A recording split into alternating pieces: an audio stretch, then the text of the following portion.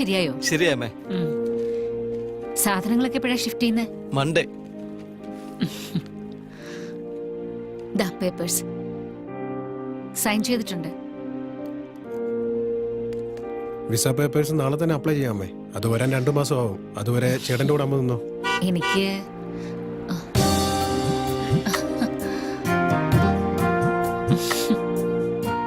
എന്നെ പറ്റി നിങ്ങൾ ആലോചിക്കണ്ട.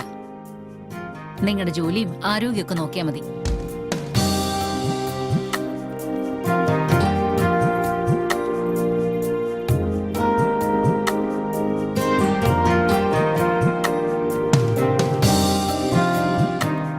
പിന്നെ ഞാൻ നാട്ടിലേക്ക് പോവാ. 2 വർഷം കഴിഞ്ഞ് തിരിച്ചു വരൂ. അതിനിടയ്ക്ക് കൺസ്ട്രക്ഷൻ ശരിയായ എന്നെ അറിയിച്ചാ മതി.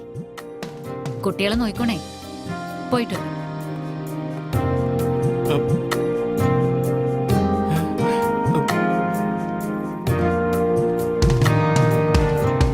നന്നായി പഠിക്കണേ മക്കളെ. ശരി മുത്തശ്ശി. കുസൃതിയൊന്നും കാണിക്കരുത്. ആ ശരി.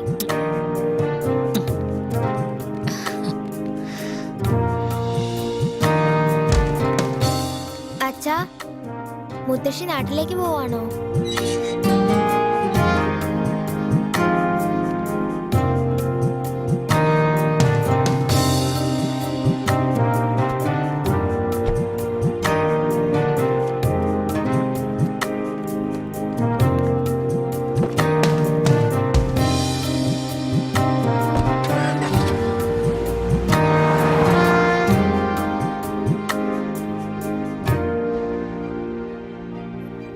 ആ ശരി, ഓക്കെ, 10 ലക്ഷം. പക്ഷെ മുഴുവൻ സിംഗിൾ പേയ്മെന്റാ. ഇപ്പൊ കുറച്ച് പിന്നെ കുറച്ച്, അതൊന്നും പറ്റില്ല. എപ്പോഴാ വേണ്ടേ? നാളെ കാലത്ത് 9 മണിക്ക് ഓക്കെ ആണോ?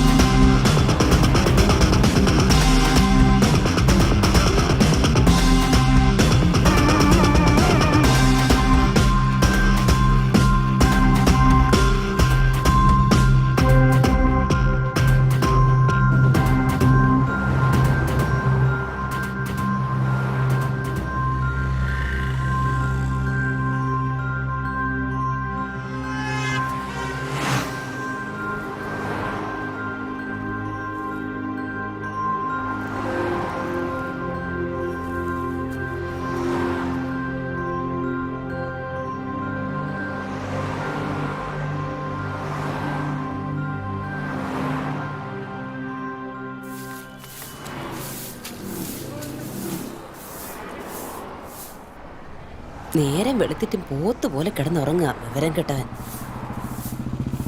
ആ നിർത്ത് നിർത്ത്.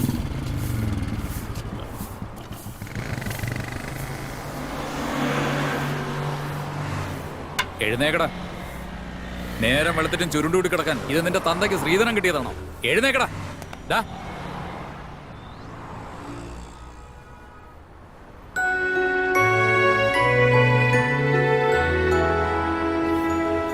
എടോ ഫോർനോട്ടു, സാർ. ഈ കിളവൻ ചത്തെന്നാ തോന്നുന്നേ. നീ മുനിസിപ്പാലിറ്റിയിലേക്ക് ഫോൺ ചെയ്യും. ശരി സാറേ.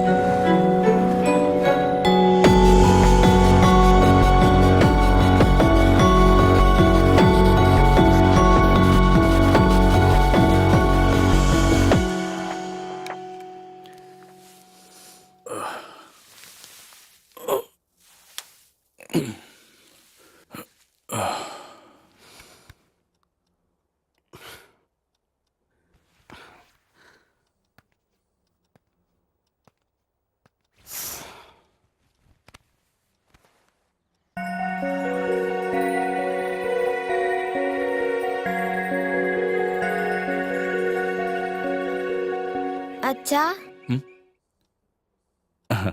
എഴുന്നേറ്റോ? ഇന്ന് ഏതാ ദിവസം? ഇന്ന് സ്കൂൾ ഹോളിഡേയാ മോളെ. മോള് ചിത്രയുടെ വീട്ടിൽ പോയി കളിച്ചോ. അച്ഛൻ ജോലി കഴിഞ്ഞ് വന്ന് കൂട്ടിക്കൊണ്ടുവന്നോളാം. ഓക്കെ? ഉം.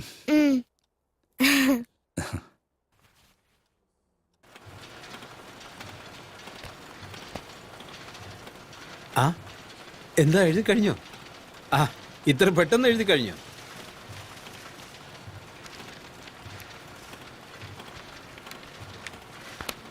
ആ ശരി. സാർ മകനെ കാണാൻ US പോയിരിക്കുക.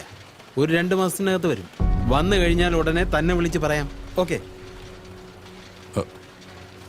2 മാസോ? സാർ എനിക്കത്ര സമയമില്ല സാർ.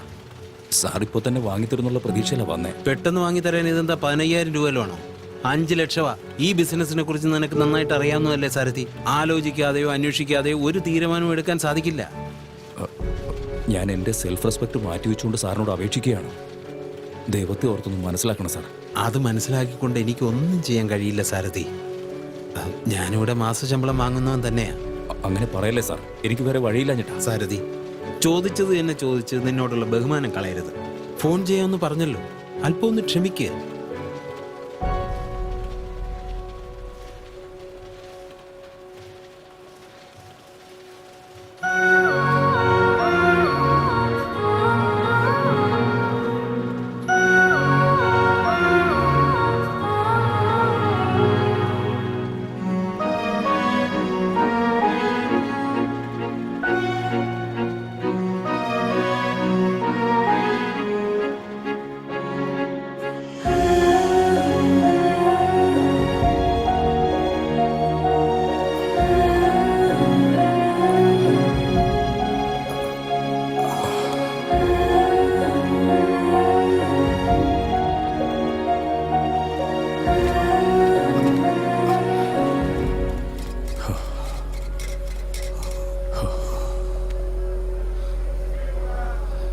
ചായ വേണം സാർ? ആദ്യം കുടിക്കാൻ കുറച്ച് വെള്ളം എടുത്തിട്ട് വാ. ശരി സാർ.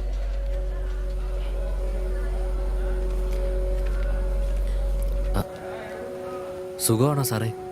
ആ ആ സുഖമായിരിക്കുന്നു. തൻ്റെ മോൾക്ക് സുഖമാണോ?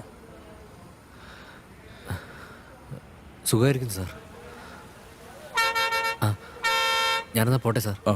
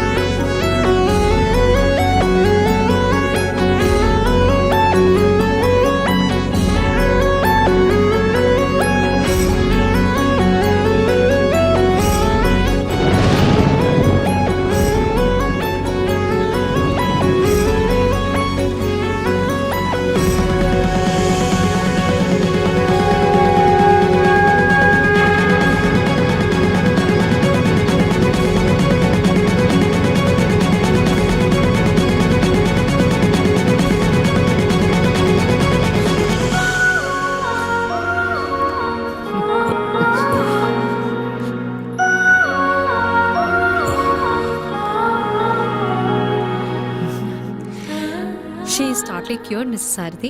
നാളെ മുതൽ നിങ്ങൾ ഹോസ്പിറ്റലിൽ വരേണ്ട ആവശ്യമില്ല. All the best.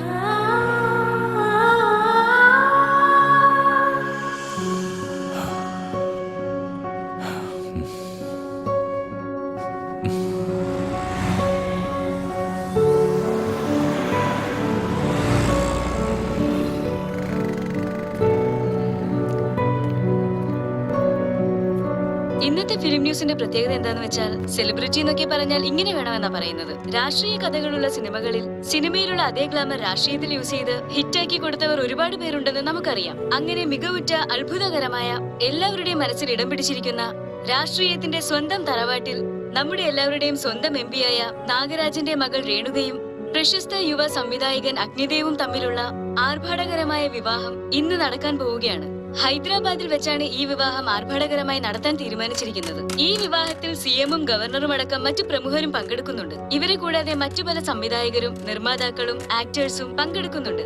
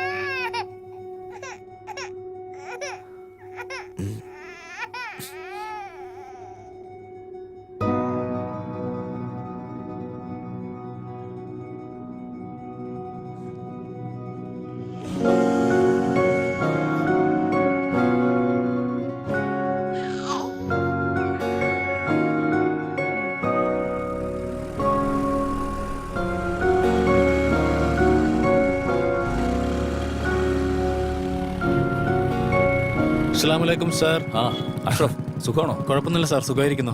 സാറിന്റെ വീടിന് മുമ്പിൽ സാധനങ്ങൾ വെച്ചിട്ടുണ്ട്. ശരി, തനിച്ചാണോ വന്നത്? ചോട്ട് വന്നില്ലേ? ചോട്ടിന് തീരെ വയ്യ സാർ. പോട്ടെ സാറേ. ഓക്കെ.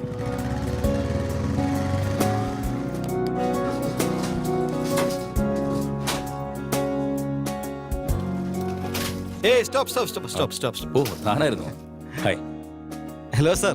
ഓഫീസിൽ നിന്ന് വരുന്ന വരവാ? അതെ. Bye sir. ബൈ.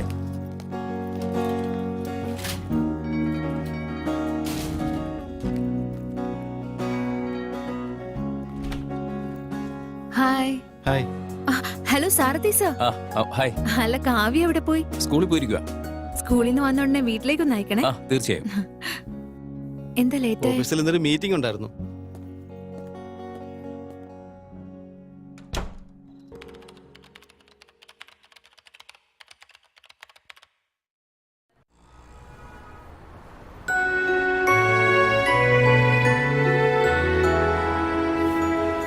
എടോ 402 സർ. ഈ കിളവൻ ചത്തെന്നാ തോന്നുന്നേ. നീ മുനിസിപ്പാലിറ്റിയിലേക്ക് ഫോൺ ശരി ചെയ്യും. സർ.